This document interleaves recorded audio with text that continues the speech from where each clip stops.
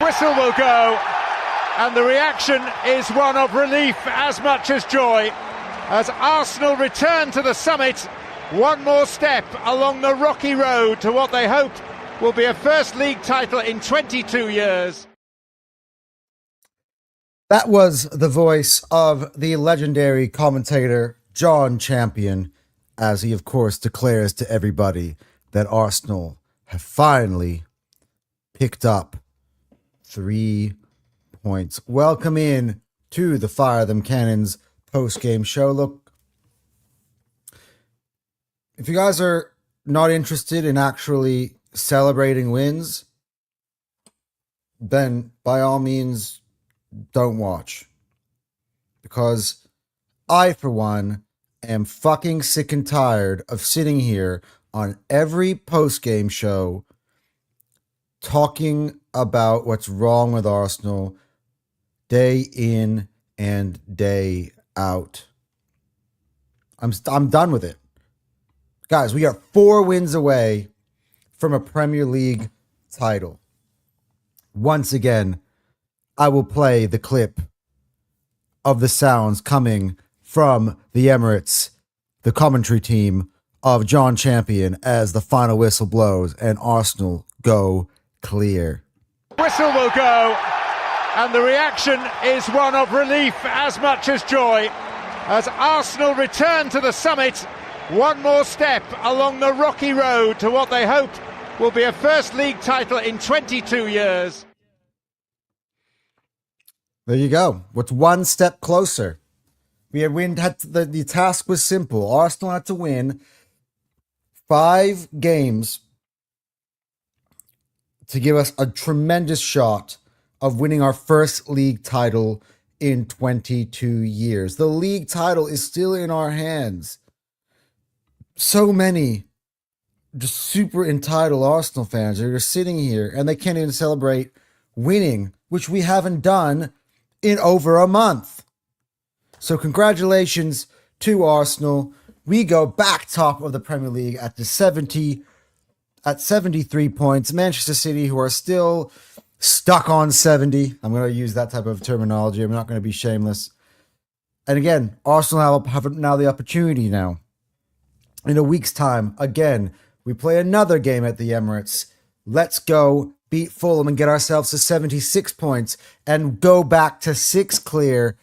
I know City would have 2 games in hand at that point, but Arsenal would have 6 points clear and put the pressure on Man City to go and win. So massive results today for Arsenal. We really needed that. I really needed that. Of course, I wished it was more, and we'll go through all of it. But firstly, make sure you're hitting the like button. Make sure you're subscribing to Fire Them Cannons. I want to see more of you guys here into the live chat, because I'm just going to kind of give you my feelings on the game, and I'll talk here as long as I need to, because look, I get it. Not everybody here just wants to be positive about a team that is clear at the top of the Premier League with 4 games remaining. 12 points. And I believe that Arsenal will be the champions. As much as you guys don't want to hear it, as much as you guys are afraid of Manchester City, it's not about, what you think is going to happen or delusion. We're still in it. We have a chance to win it. Whether you believe it or not, we have a chance to win it. Okay, we might be the underdog right now. But amazing day to be an Arsenal fan. I mean, much better than most other ones in the past, for sure. So, guys, make sure you're hitting the like button and make sure you are subscribing. And yes, we will tell you the tale sort of today's game. And look, Arsenal, right off the start of the game, Newcastle break. They have an opportunity. Osula slips, and we catch a bit of a break. And again, I felt that Arsenal did actually really kind of put Newcastle under pressure from then on. I think we did start quickly. Odegaard puts through Madueke for a few chances, Arsenal win a few corners. And of course, they're kind of like in the first few minutes, we have one corner, which Madueke takes quickly to the short corner to Odegaard. Nothing comes out of it. Plays the short corner again to Odegaard. Nothing comes out of it. Groans from the stadium. We're wondering, why don't you just whip that bad boy into the box? Third time around, Arsenal do... Wait, let me switch back here. Third time around, Arsenal do actually play the short corner, and this was the result of that. Odegaard offers himself short again. Instead it's to Havertz. EZE! That's a beauty! It's a dream of a goal from EZE. A nerve settler 9 minutes in. Almost caressed into the far corner. To take the lifelong Arsenal fan into double figures.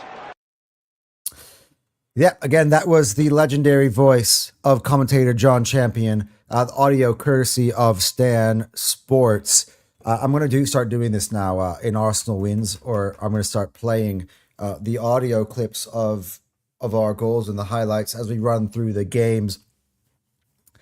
And I actually can't wait to hear Jake's thoughts on them when he's in here in the post-game show. He's not going to be with us today.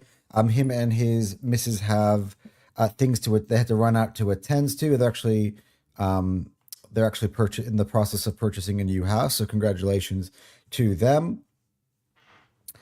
But at that point, going up 1-0 at 9 minutes, I'm like, all right, here we go.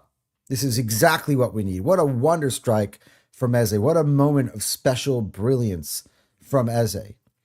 And I'm like, okay, I actually wanted to break the game into 3 thirds. I wanted Arsenal to go ahead and win the game by a scoreline of 3-0. That was what I predicted. That was what I was aiming for, because I felt like that would be the perfect platform for Arsenal to begin our, that 5-game shootout with Manchester City. Now I thought, okay, the first 30 minutes, I needed a goal. We got one besides the first 10. So let's see if Arsenal can go push ahead and score goals. And again, I think there was a little bit of momentum off the back of that winner.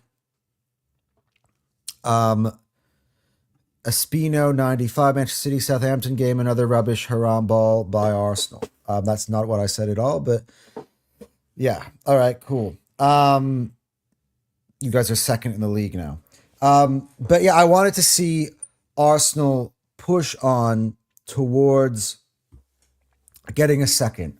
And there were a few chances, of course, for us to kind of get in there. Again, it was mostly provided from that combination of Odegaard playing Madueke in. He got himself to the byline, played the ball across a few times, won ourselves some more corners, but nothing really came from it. Then Newcastle actually started to get on the front foot, and Newcastle started to really have some of their opportunities. Although opportunities is an interesting word, because I just felt like they were kind of just like filling up the box score with a lot of shots that really weren't real clear-cut chances for them. And,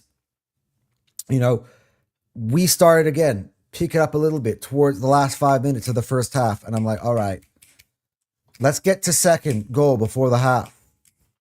Nope, we didn't. So we get into halftime, 1-0 up, and I'm like, you know what? I want to get to 60 minutes before I start worrying about the second goal. I so 60-minute target. That second, so between the minutes 30 to 60 is when I want the second goal.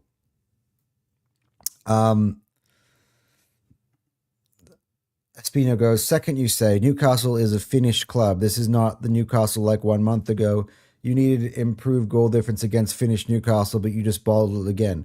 Espino, I would reply to this by saying, you guys played Burnley, who are relegated from the Premier League, a finished Burnley, and also you could only score 1 goal in that. So maybe look yourself in the mirror before you start looking at my football club, who are now top of the Premier League. We're just piling on the pressure, and we'll be 6 clear before you even kick a ball. So the pressure then will be on you guys to go to Everton away and get something. So I would be careful with the smack talk, because at the end of the day, if we beat you to the title, well, this rubbish Arsenal who can't produce anything from offensively have beaten you to the title. And what are you going to say then? Because we are just as much in with a chance as you are. So I get it. Last week had your chance to laugh, but we won. So, maybe, just maybe stay a little bit humble. That's just kind of my suggestion. You realize, who you're talking to. You're talking to Anton. And I don't take shit from rivals, ever. I have an answer to everything you throw at me. There is no way you're ever going to have me, oh, crap, he's got a point there. Nuh-uh. So, look, you can take your shots. Try it again, buddy. Congratulations on making it to the FA Cup final. But Arsenal won the 3 points at the end of the day, and that's all that matters. So I'm sure you were saying that when you guys beat Burnley, right? Beard, you think you getting cool by saying shit excuses against me. Are you remembered when relegated Wolves draw against Arsenal 2-2 at Molineux? Okay, so what? That happens in the Premier League. Since then, we still went 9 points clear. Like, I honestly, seriously will laugh if you guys are talking your shit to my club now. I will laugh if we fucking beat you to the Premier League title. I swear. So, glaze over only barely beating Burnley, and then accuse me of barely beating Newcastle, who, by the way, is a team who's playing in the Champions League this year. So, yeah, what goes around comes around. Big up to Nate. He's one of the OGs here, always up, supporting the channel since day one. So big up to Nate. And Nate, I want to get your thoughts on the victory from an Arsenal fan's perspective, of course. But look, massive one to strike for Eze. Massive. Arsenal had lost the last 2 games in the Premier League, really, since we came back, and all of a sudden, the momentum swing that went in the other direction, as Espino keeps bringing up, finally halted. We wanted 3 goals, but we got a big one from Eze. He really delivered. That was a huge moment. My regret on the game is, of course, that Arsenal never really capitalized off that. I actually thought that there was an opportunity for Arsenal to go a second goal, really, when Gyökeres was through in with the 93rd, 94th minute. He really does poorly in reading the runs of Martinelli and Saka, who are in acres of space. That would have been a guaranteed goal. It would have been a huge one to kind of go 2-0 up in that one. I just feel like, though Arsenal are on the cusp of figuring something out, and as I've kind of said on this network many times, and I just said it, till I was blue in the face today on the terrace, which is that Arsenal need to get our best players all together on the pitch. Just fuck it. Honestly, I was sitting there and, me and Jake were actually talking in the WhatsApp group, and we were pretty convinced that if the sub came on and Saka came on for Madueke, and we had what I call the death squad, which is Saka, Odegaard, Eze, and Gyökeres up top, that Arsenal could have gotten 2 or 3 if you had that sort of personnel. I still believe that front 4, when healthy, can really do some damage. And Nate, glad we won, but kind of feels like a lost opportunity. Harrison, as injured, is a kick in the balls. Well, I've gotten good news for you, Nate. I'm going to find Eze's interview after the game as well, because he does kind of clear that up. Let me try to find. I'm going to try to find a Sky Sports interview, because he does kind of clear that up at the end when he was on the post match to make you feel better. I'm actually gonna kind of skip to that. Where are we? Here we are. I got it. So yeah, and on Sky Sports, he did confirm to everybody that he was just a precaution, that he's more than okay. KJ told me that that Havertz as well was also precaution, but to be honest with what I saw, the way Havertz was just really distraught as he left the pitch, But at the same time, though, to be honest, I'm sorry, I'm not into that whole Havertz hype. I'm actually thinking that I'd rather have Havertz not in the squad, because I just think that, a lot of Arsenal's failures, really, Arteta's failures in recent seasons, really can hang your hat on Kai Havertz for a lot of those failures. He put too much faith in Kai Havertz, and I think he hasn't necessarily been rewarded. I think that, again, put EZE on the pitch, with Saka on either side, because I think that could overwhelm a lot of defenses, because you see the quality, and both of them are just a lot more decisive when they go forward. They also know how to beat a man and drop a shoulder and get themselves into shooting spaces. You get Odegaard on the ball to have those options, and then you have Gyökeres. Because the thing what people are getting wrong with Gyökeres is they're talking about his ability off the ball and as a creator, but I have so many of those type of players. I got an EZE, I got a Saka, I got an Odegaard, I got a Rice, I got a Zubimendi. Those players, all I got to do is get him in the positions where he is through on goal, and it's all about getting him the chances to score, because I do think that he's our best avenue to scoring. That's just what I kind of think. That's kind of what I think. Okay, I'm just still trying to get through to the EZE interview, Nate. Just to tamper down your worries. I've got it. This was EZE's interview after the game with Sky Sports. So again, the visuals are going to come courtesy of Sky Sports. Here we go. This is EZE's interview after the match, and he does confirm to everybody that he is A-OK. Raya, bar that save where it moved. Done well. Well done, brilliant. Hello, nice to meet you. Good to see you. Congratulations. Zuberi EZE has joined us, the goal scorer, the match winner. First of all, I have to ask you how you are. Yeah, I'm all right. I'm all good. Come on. I'm good. I'm good. He said he's all right, Dave. Leave him alone. Why did you come off then? Because you were playing very well. Just precaution. Just didn't want to do anything. So, yeah, I'll be okay. Okay. So we were talking with Mikel, and he was wearing a little bit of frustration about how hard it was at times for the team. What was it like for you out there?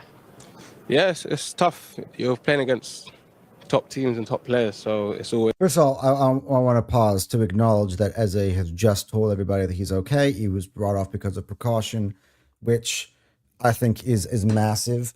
So Havertz, to be honest, I'm not too concerned whether I never see his face ever again for the rest of the season. I'm actually done pretending to even I know he's an Arsenal player, but I'm so frustrated with this guy for basically since he's come to Arsenal.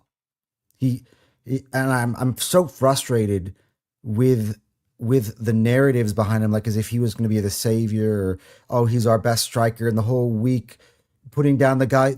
The problem here is that here's a problem, and everybody's upset at Gyökeres now, but the truth is that while everybody else was poor, Gyökeres was the one who was scoring goals for us even in the hard periods. He came on against Southampton, got an equalizer. He got the equalizer against Bournemouth. He had a hat trick for his country, and also got them through. And he got us the winner against Everton. And the way he's rewarded is, okay, you're on the bench. Now the City one I get, but today you needed goals. You should have started with him. And you kill that momentum and you kill that confidence of your player when you do that. Because Havertz has done absolutely nothing to warrant or earn a starting spot. He missed key chances. Now it's chance for Gyökeres to do that today. So yeah, he comes on, in emergency situation because Havertz been come off, but you're not feeling your player with confidence. I think you start him and you put him with the other three, with Eze, with Odegaard and Saka, and all of a sudden Arsenal's offensive problems are going to be a thing of the past. That's just my opinion. And until I actually see those four players playing together, because newsflash everybody, it has never happened. Our best four attackers have never played a single second of football together in Arsenal shirts. And we are 7 games away potentially from the end of the season.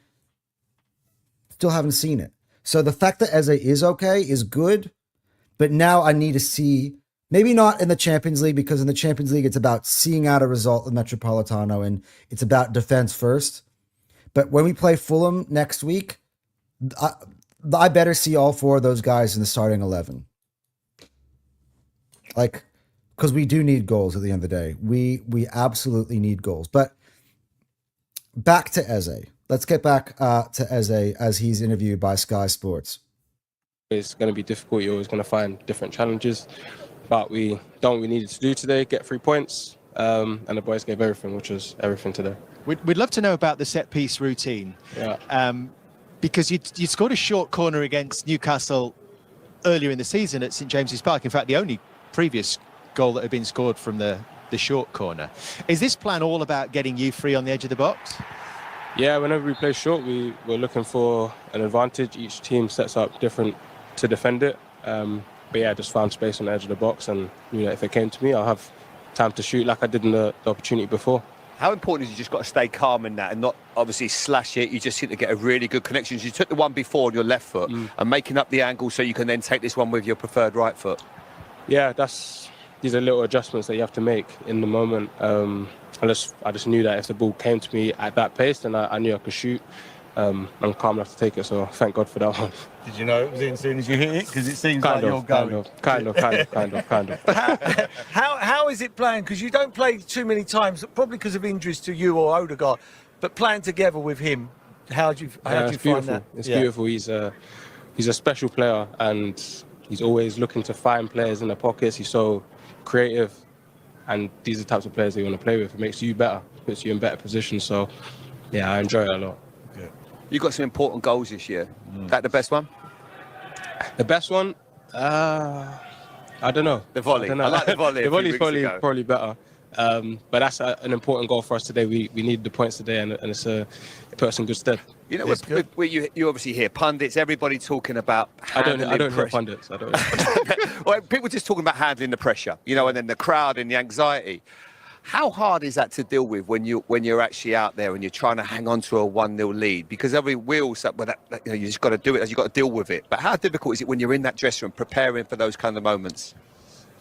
Honestly, I feel like the pressure that we put on ourselves is so much more than what's coming from outside. Like, we're not.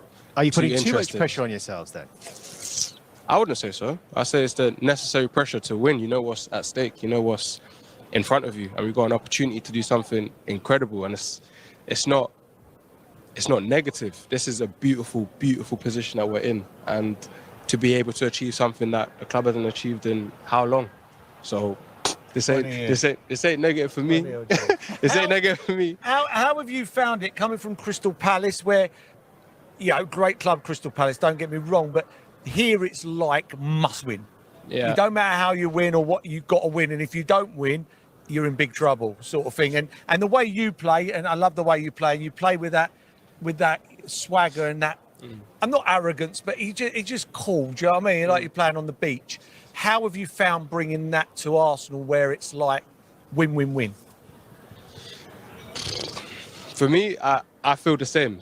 Football is football wherever you're playing, and of course you play to win, you play to achieve, but I don't feel like it's do or die. I play football because I love playing football, and I do everything I can to win a game, and if I can do it, I do it.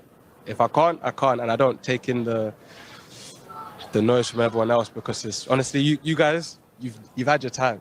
You've done incredible things. We'd give anything to have our time So again it's to like- be in your position. And one. exactly. So it's like I Now don't. it's your turn. So Please. that's my mentality. I just Yeah. enjoyed the opportunity that I have in front of me. Do you actually watch the games when Manchester City are playing, or Yeah, because I love football as well. and do you So, actually listen to what the pundits are saying before the games and after the games? before the music game and after? Yeah. Do you listen to the If pundits? I'm honest, then? no. Why not? Because we talk nonsense. Because you guys talk a lot. You know that. so We're paid to talk a lot. I know, and I don't blame you. But for me, it's just I know Yeah. what is good for me. You watch, and what I but need. be honest, right? That's a great goal today. How many times will you watch that later? Yeah, if it comes up, I will try to spend most of the time with my family enjoying that. To be honest. But you would also acknowledge that this was really important today after last week against Manchester City. Yeah, definitely. We wanted to bounce back. As I said, it's a race to the finish line now. So we're gonna need 3 points every single game, and that's the level that we've set ourselves. Jamie's actually got something. I've got this. We've got a player of the match award. Who's it Absolutely. for? Well, he doesn't like pundits, so can you give us a second rush, please? Congratulations. Well Thank you played, very man. much. Great moment. I appreciate Enjoy it. it. Thank you very much, guys. Thank man. you. Thank you very Appreciate much. you, man.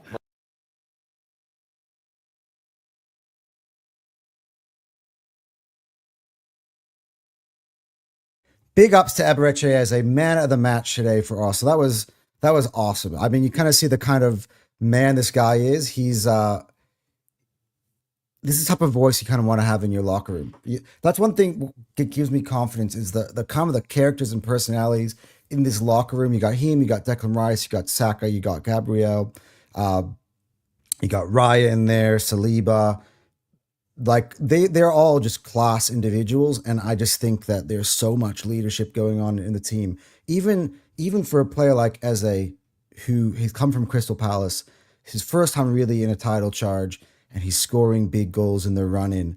Let's get into some of your comments. Let me know what you guys think about what EZE said in there. All right, got a lot from Espino, and you know what? All right, here you go. Arsenal at 2 domestic competitions lose at Carabao Cup final and against your biggest rival, plus get humiliated by the championship side. Next, what will bottle last 2 competitions for sure too? Well, when are you guys playing in Champions League? And by the way, when do we lose our biggest rival? I'm pretty sure that we beat Tottenham home and away this year. Because if you think that you're our biggest rival, you are an insignificant nobody club that has zero history and bought everything. So literally, yeah, whatever. And yeah, you guys beat us head to head last week, right? But you guys had to do that for your own sake, for you to be in this race. Because at the same time, had we won that game last week, you would be completely irrelevant. Biggest problem is we looked so poor after Havertz left. I think we kind of looked poor with Havertz in there, to be honest. Yeah, again, I'm going to maintain that. I'm not really a Havertz guy, and I know Gyökeres got a lot of slack, but he still gives me a better chance of having a good finisher in there. Now, Arteta celebrates 1-0 victory over 14th-place club like he advanced to the UCL final. Because you realize how much pressure he's been under recently? Dude, there are people doing podcasts about Arteta out. I'll have Arteta out even if he won both the Premier League and the Champions League. It's a huge 3 points. He's trying to send that kind of message back across to your man, to Pep, being like, hey, we're not out of it. Because easily there's another reality where if Arsenal were really bottling it as you think, which is why you're in my chat and you're acting insecure. If Arsenal really were bottling like you think, we would have dropped points today as well. But that was like that, him celebrating that way is like, we're right in this thing. You think we're going to go away? That's a you problem, not a we problem. That's a response. That is stopping the rot. That is winning, picking up 3 points. And by the way, we only need to win 4 games to win the Premier League. You guys need to win 5. So from that point of view, Arteta has every right to celebrate. And we could be in a position then, before you guys play your next game, where we will only need to win 3 games to win the Premier League. Arsenal last 4 games are against Fulham, West Ham. Actually, you know what? I'm gonna bring up Anton's tears, just as a reference point, just so you guys can see. And it's a great kind of like shameless plug, of course, for Anton's tears. But I'm gonna bring it up on the post game show. Wait, where are we? Where am my graphic? All right. Here was Anton's tears, my tears, coming into the day. All right, so we're going to bring it up onto the screen. This was the tears coming into the weekend. So in these tears, in Arsenal's remaining four games are Fulham and Crystal Palace, who are third from bottom in the third bottom tier, West Ham, who are in the second bottom tier, and Burnley, who've been eliminated from the tiers. Your games are against Villa and Bournemouth and Everton and Brentford, all in the top half of the tiers. You also have Crystal Palace, but that's the only one which you have that is a bit of a easier fixture. And of course, you play them at home, and Palace don't have much to play for. But Arsenal have a massive advantage in terms of the schedules. All 4 of those games, even if Arsenal play like they did today, Arsenal could win all 4 of those games. So, and by the way, our record at West Ham has been spectacular the last 2 years. We've won like 5-0 and 6-0, I think, respectively, in those last two seasons. From on the beach, Palace are on the beach, and Burnley are effectively, relegated from the Premier. They are relegated from the Premier League. So, and by that time, it's going to be long. It'll be the second to last game of the season, our last home game. So, yeah, look, I get it. Everybody kind of wants to write Arsenal off, and you want to put all Arsenal fans in the corner if they believe that Arsenal could win the league. But for me, I'm not going down with a fight. I said that last week. We got another win. I definitely wouldn't say that this week. This week was the game. I said if Arsenal didn't win, that would be lights. But we did. So we move on, right? We only need 4 more wins to win the Premier League title. And those 4 wins are so achievable. By the way, I believe we picked up 3 points against all of those teams in the first half of the season. Correct? Nani is not good enough. Yes. And thankfully, Starboy is back. And he provided a spark. That was also something that a positive I took from the game, is that when Starboy came on, he was direct. Everyone was trying to find him. He looked refreshed. He looked like he was back to life, and I'm happy to see that because we're going to need him in these last games. Here we go. Espino again. Arsenal will not push Diego Simeone's bus of Atletico Madrid. Your Arsenal failed to pass championship bus of Southampton. Imagine what Diego's haram ball will do to Arsenal. Well, Arsenal beat Diego Simeone's Atletico Madrid 4-0 earlier on this season at the Emirates. And on Wednesday, Arsenal don't need... it's Arsenal's bus. We're going away from home. It's on them to win at home. If Arsenal leave and it's Arsenal 0 and Atletico Madrid 0 leaving that first game, it's advantage Arsenal. So if we set up our bus and they set up their bus and we just play out 90 minutes, I'm happy. It's on his team to come after my bus. So, whatever. That's not really really it. Why is this Man City lunatic here? Oh, Nate, look, Espino's just talking his shit. He's one of Jake's boys, but whatever. Everyone's entitled to their opinion. In fact, I kind of find it a little bit fun. I've actually waited for a very long time to kind of have City fans here so I can actually just talk directly to them.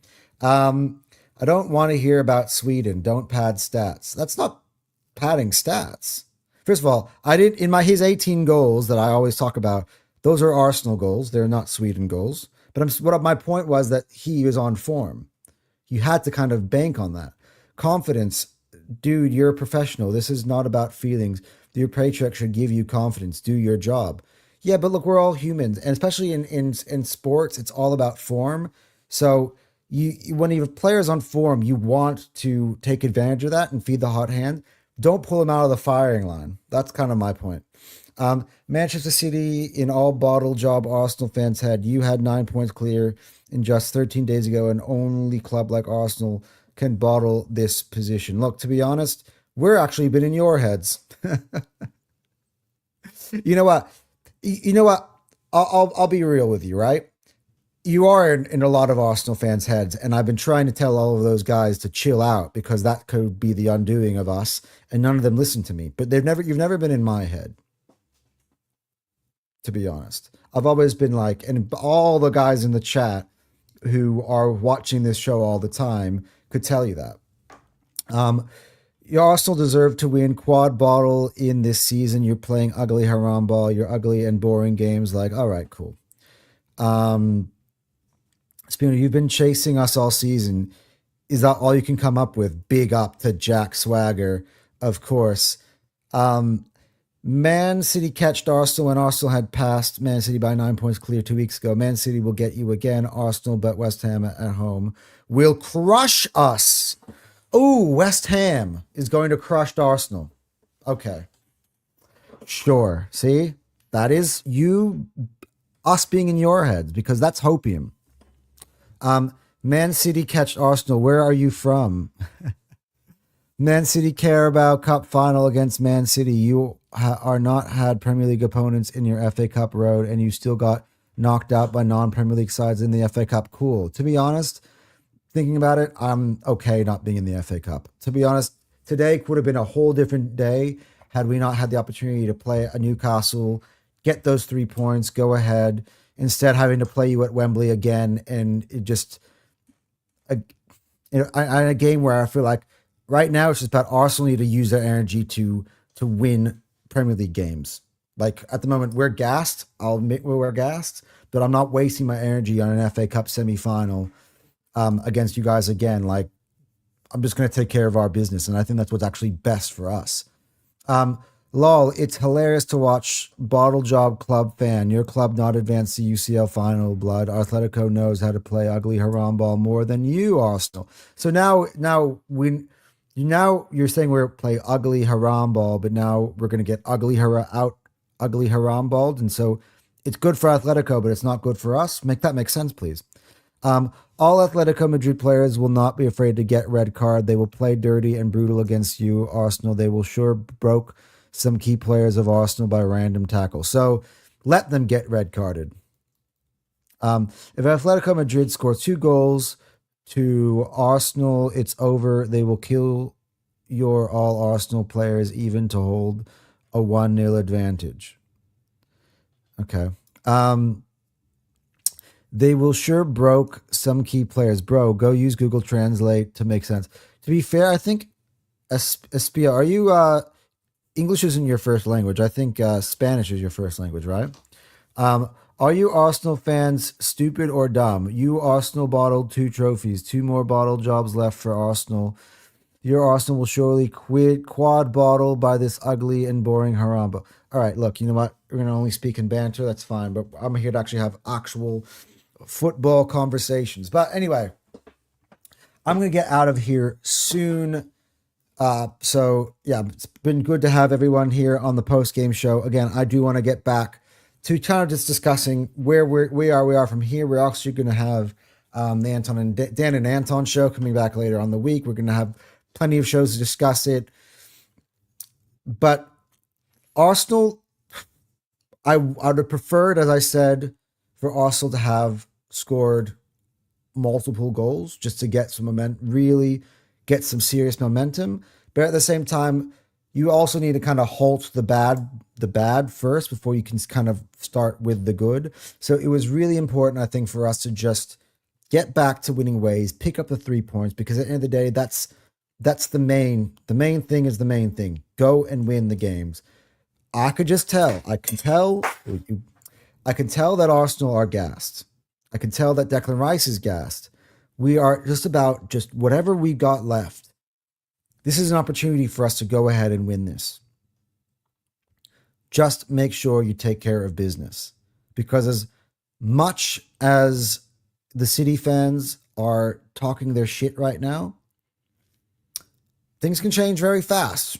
You know what I mean? So go ahead and banter us before it's over, because at the end of the day, we could easily have the last laugh. So that's all I'll say. I want to go back again and play that amazing highlight of...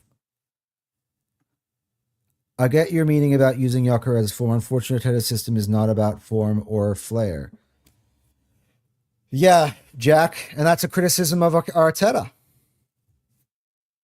That's a criticism of Arteta. You bought Gyökeres. Do what you can to feed the beast. Get him in positions. Like, at the end of the day, he's breaking down the left wing. Feed him down the middle. But I do believe, and this is why I want to start to really see. Honestly, I gotta be honest. When I saw the lineup today, I was a little bit bummed. The reason why I was a little bit bummed is because I saw Ben White at right back and I saw Kai Havertz up front. Because I'm just like, Arteta, you need to set up the team to score goals. You know, but now that I've seen Saka come on and make the impact that he did, I'm like, the guy's fine. Now I've seen Eze be as positive as he is in the post-match interview and telling us he's okay. Tells me, all right, he's fine too. So let's just play our best players. And, you know, if we play our best players, our best 11, and it's looking bad, then fine, I've got nowhere to turn. Except for, unless obviously we're still grinding out the results. Still haven't seen that yet.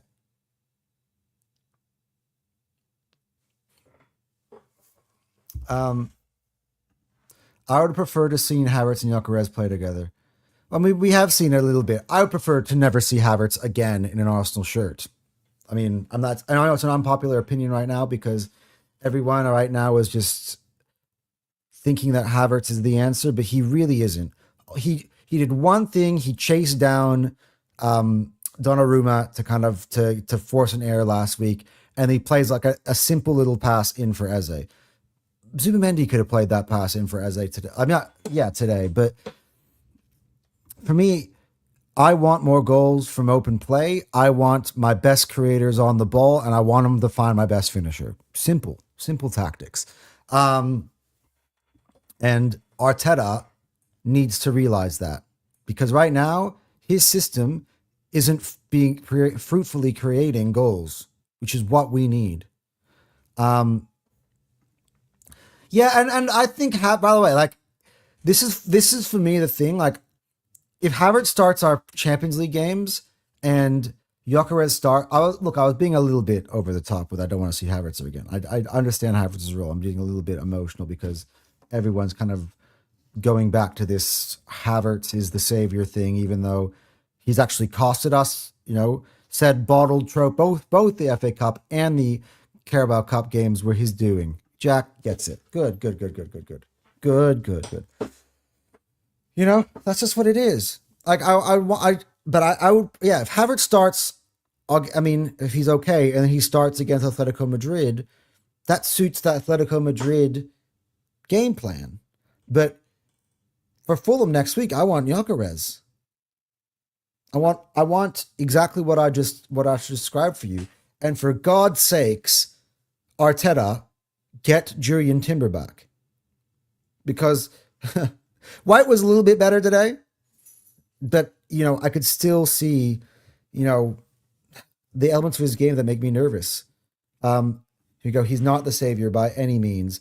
We need goals. Exactly. And that, for me, that's this what the message that you're sending out when you start him up front, which is, I want possession. I want to control the game. I want to have an extra midfielder basically as a striker instead of actually having a guy who could just bang it.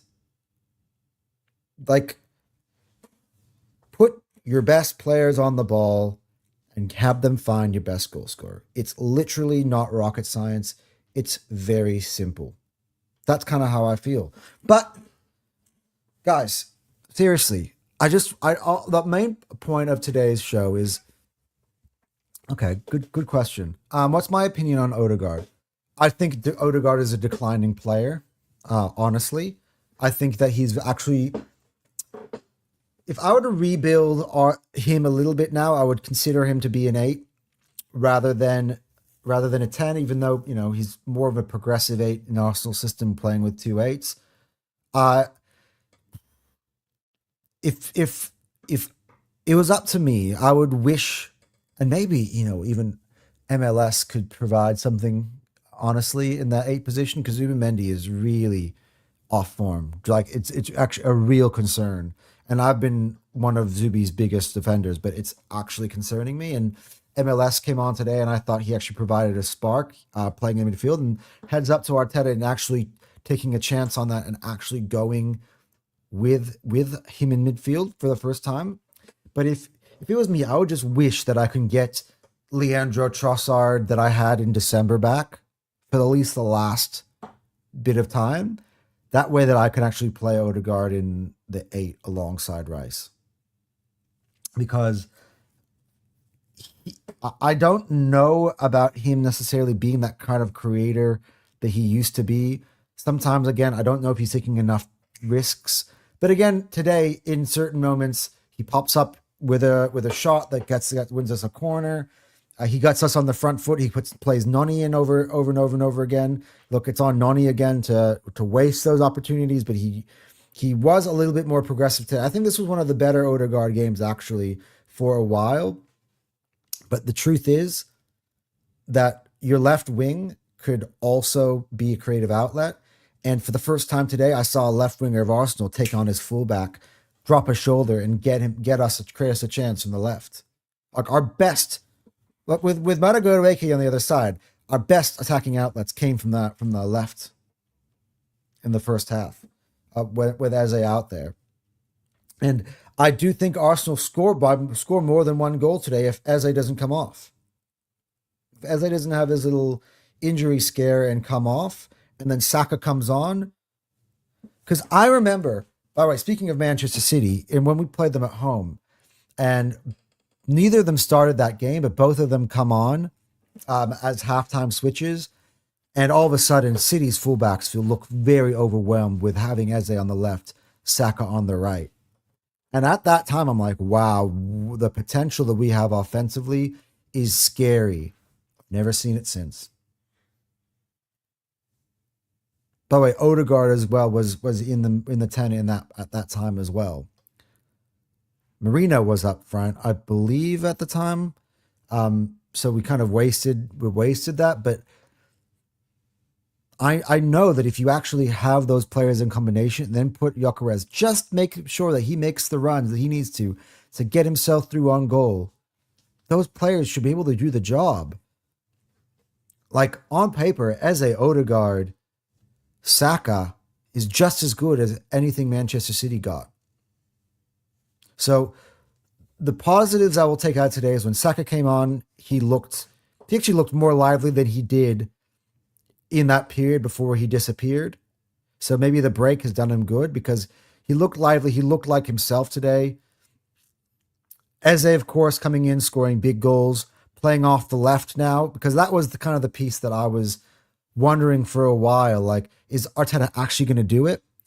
So now that I know that he can put those three together, because we saw them kind of close the game, although in different orders. So he had to close out the game with Odegaard and with Martinelli and with Saka, with Gyökeres.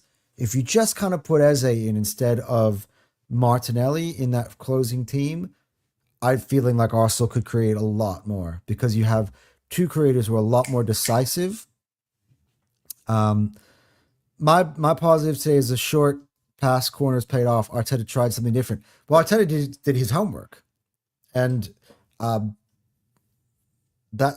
they realized that Newcastle and Ash, who went on the football terrace, good friend of mine, Newcastle fan, said, that was good play to them. They recognized our weakness and they went with the short corners. Now, for me, I want to see us go back to, of course, just putting the ball in the box now that we have Saka and Rice both fit.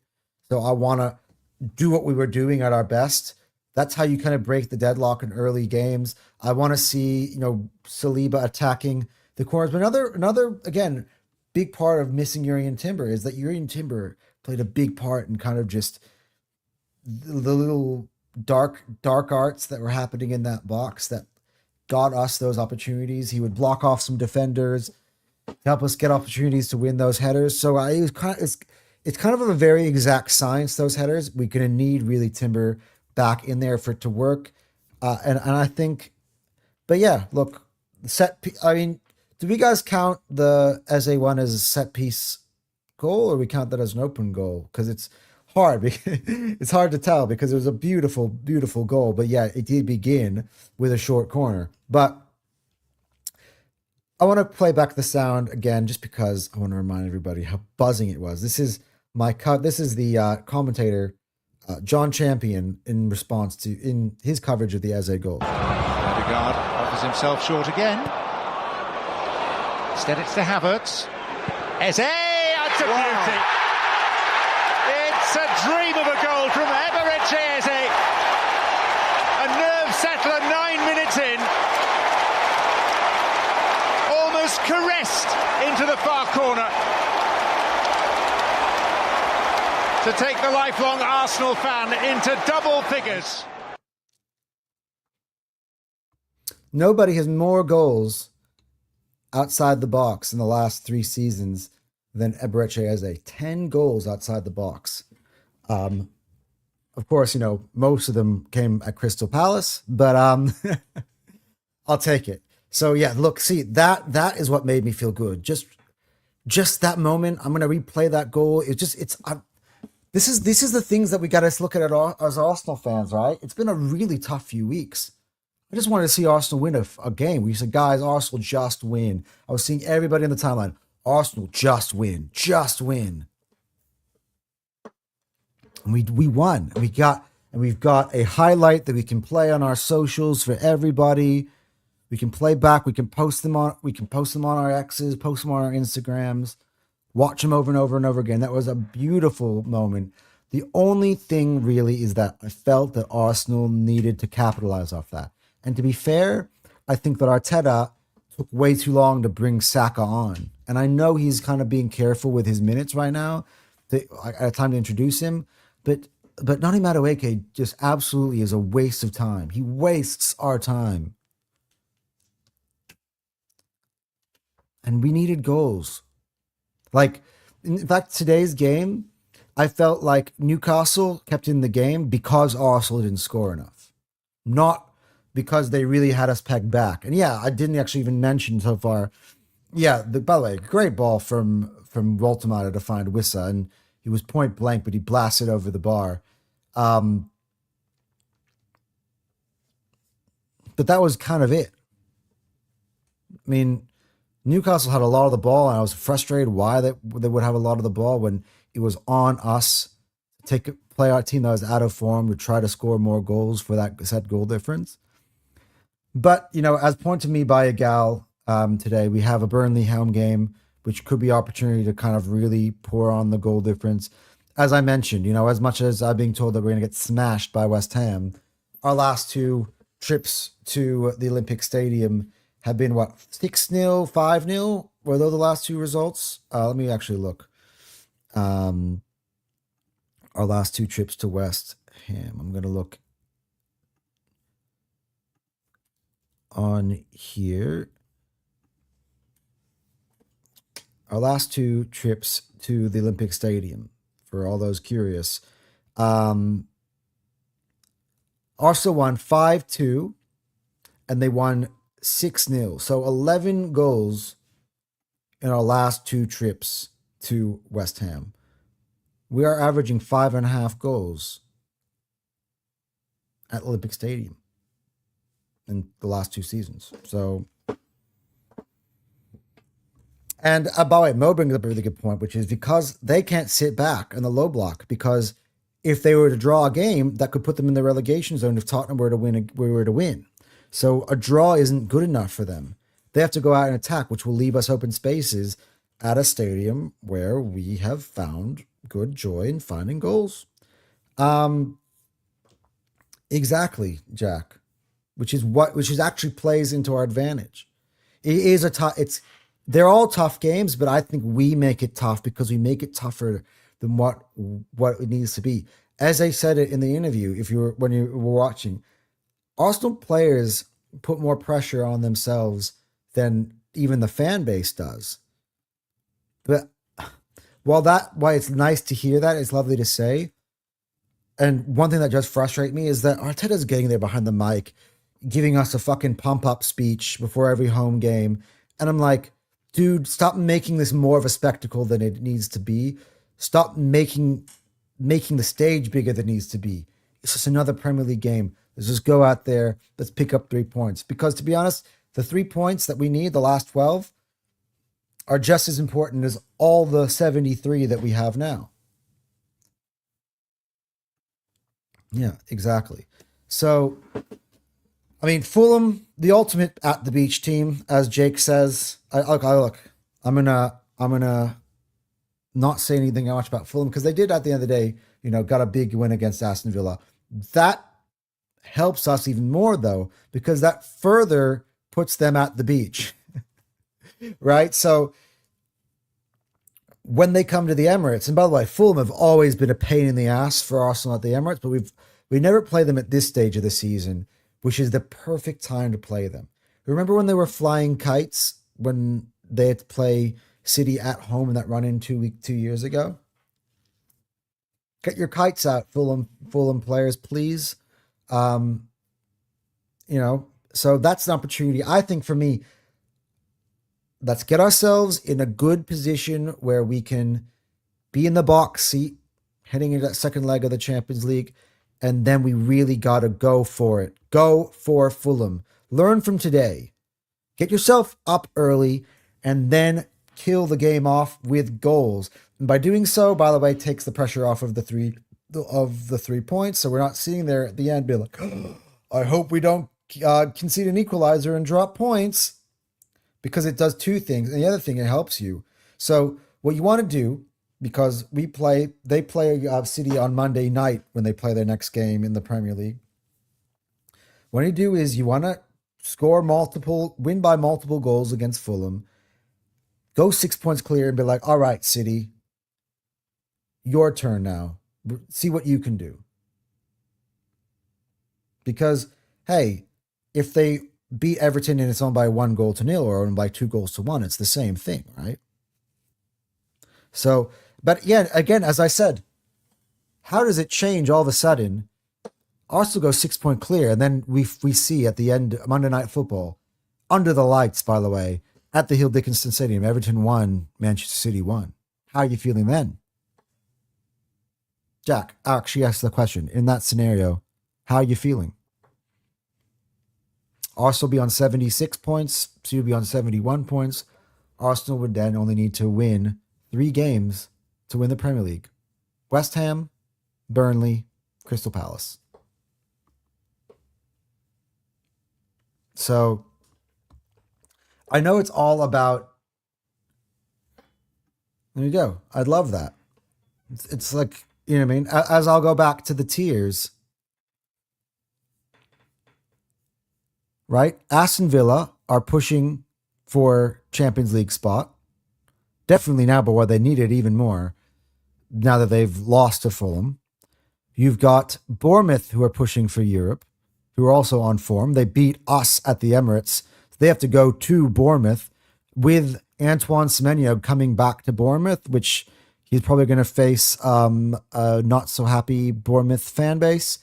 You've got Brentford, who are pushing for Europe, have, by the way, drawn again. So if they get a point against City in that game, amazing. Everton, despite dropping points against Liverpool at home barely last week, have been on form. So all of those are harder fixtures than what Arsenal have. Come on, if you could have handpicked Arsenal's fixtures, you would not have picked any different teams. At the end of the day, right? West Ham still are 4th from bottom in the Premier League. So Jack goes, I could see our City dropping points, but we can't depend on that. I want to see dominant performances smash these teams. But 100% I'm in line with you, bro. 100%. And that's what we got to focus on. As much as you see Espino coming in here, talking crap about City, let's humble them, guys. Forget about them. Even now, right now, my advice to Arsenal fans is forget about them. Because everything is in our hands. Take care of business. Okay, at the end of the day, if we win all of our last remaining games, we win all 4 and still lose out on goal difference, then we'll talk. We'll talk about how Arsenal should not have come down to goal difference because we were in command. That's why I love that Nottingham Forest smashed Sunderland 5-0. Sunderland have a great home record. Who cares? Do the job. Exactly. Do the job. And by the way, plenty of teams have gone to West Ham and smashed them. The other hope that you would obviously have is, let's see. Look, West Ham have got before then.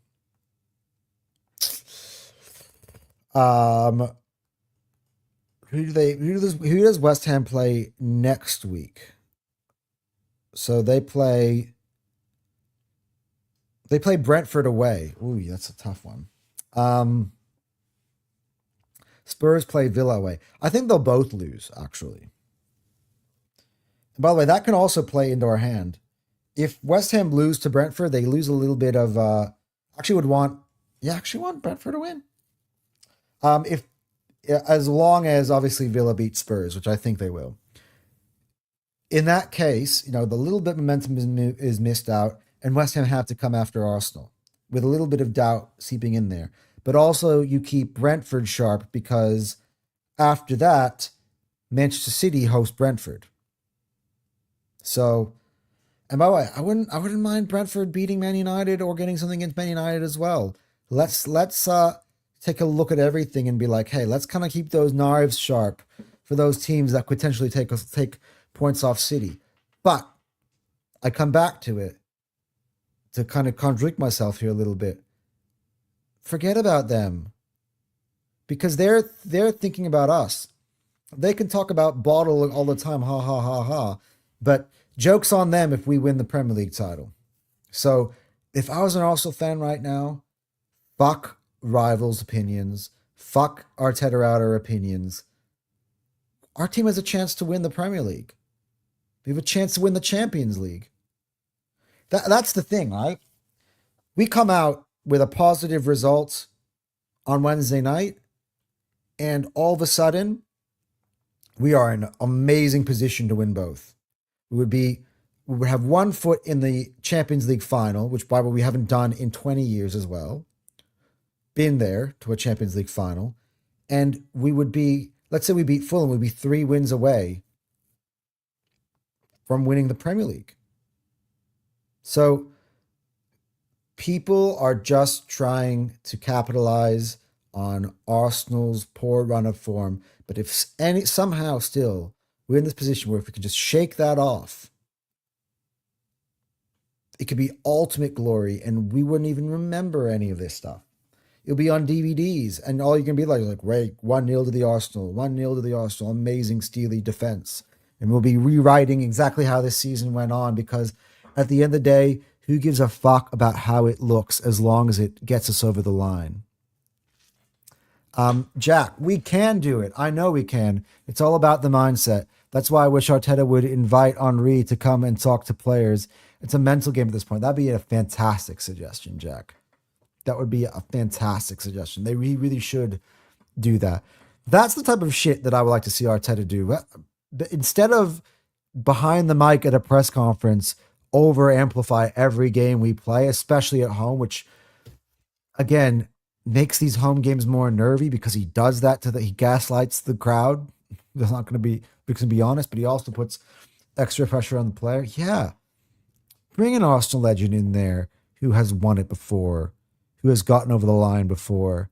Share those experiences with those players because it's something that these players have in common with him, which is being in a title race wearing the Arsenal badge. You know, get me a Patrick Vieira in there. I'm for sure he's not employed right now. Anybody, get me Sol Campbell in there. Get me Tony Adams in there. You know, Dennis. Although I know Dennis doesn't like to fly, but get Dennis in there. Get Perez in there.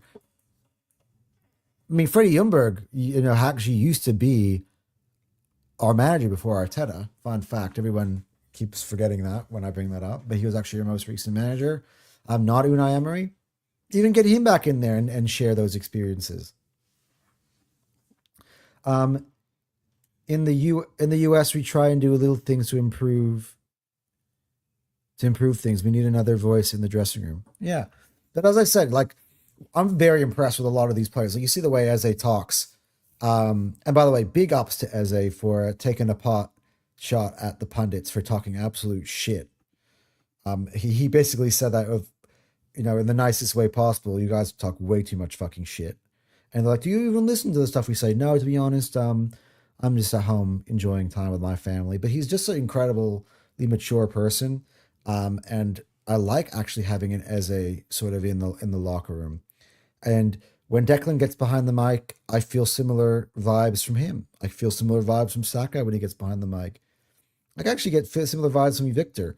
Victor has won his last 2 domestic titles. You know, Hincapie has gone unbeaten, won a domestic title with Leverkusen. Gabriel. I mean, I don't really hear Gabriel speak much behind the mic, to be honest. I've seen his little interview talking about how much he wants to win the league, and Martinelli talking about how much he wins the league. To be honest, I'm not a big fan of those things, because I'm like, please just win me football games.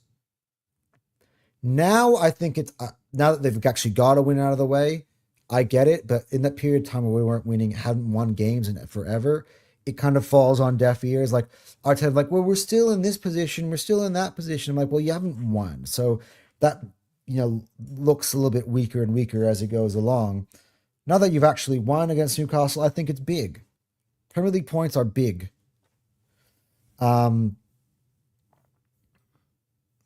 Phil Jackson had the Lakers doing yoga. It's a game of inches. Whatever you can do to get the edge. 100%. Oh, I agree. I literally agree. And by the way, I actually love, people like to clown Arteta with the light bulb thing. I was sitting on Gooners Therapy the other day while they're trying to take the piss out of Arteta, Arsenal fans, with the light bulb thing. I love that. I actually loved that documentary. I didn't find that was, I didn't look at that and be like, hey, Arteta is just a clown of a coach. I'm looking like, look at this guy.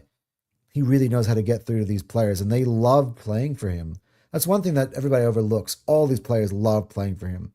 He brings in big players to Arsenal. They come in because they want to play for Mikel Arteta.